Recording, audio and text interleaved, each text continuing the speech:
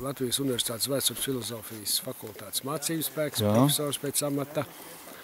Un mana specialitāte ir Latvijas arheoloģija. Un šeit mums notiek ikvasarējā, ja ikgadējā studentu arheoloģisko izrakumu lauku prakse. 3 nedēļas. Nu, un tad mēs šeit Mežītes šajā pieminekļu kompleksā arī darbojamies. Aha. Sakiet, varbūt ir kaut kādi jau jaunāki, nezinu, kaut kādi secinājumi izdarīti, atklājumi jums? Nu, tā vienā vārdā varbūt grūti pateikt ir, bet, nu, protams, savu zinām rezultāti ir. Nu, Pilskalns, tātad Mežītes Pilskalns pašā centrā ir. Nu, tas ir, šeit mēs esam, tas ir vesels tāds arheoloģisko pieminekļu komplekss.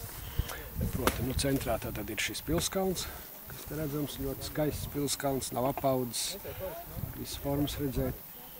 Un apkārt Pilskalnam visur šeit, kur mēs arī stāvam, ir apmetnes vieta. Tad, nu, tur pārceļam ir kultu vieta Elkkalns. Nu, viņi grūti redzēt un nevar uzfotografēt, viņš ir viss mežā. Tad šeit ir 3 kapulauki. Viens kapulauks kalnieki ir apmēram 200-300 metrus stopusi. Tad vieni kapi ir tur, tā sauktais Kapurkalns. Tas nāk no vārda kapu purva kalns. Toreiz tā kalna ir tāds, nu, tāds kā purvains. Un trešie senkapi, tie ir turpat apmēram 150 metri no Pilskalna. Nu, nosaucām tos, mēs arī atklājām. Pirmajā vasarā, nu, ziņas ieguva, nu, Mežītes kapulauks.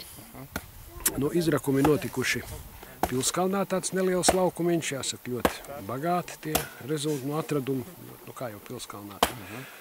Vairāk nekā apmetnē, un tad mēs arī apmetni esam pētījuši viņā pusē.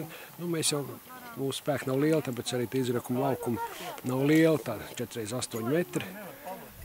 Tad pagājušā vasara šeit bija, pirms tam tur bija viens izrakuma laukums, un tagad tur, kur jūs redzat, kur tie sieti.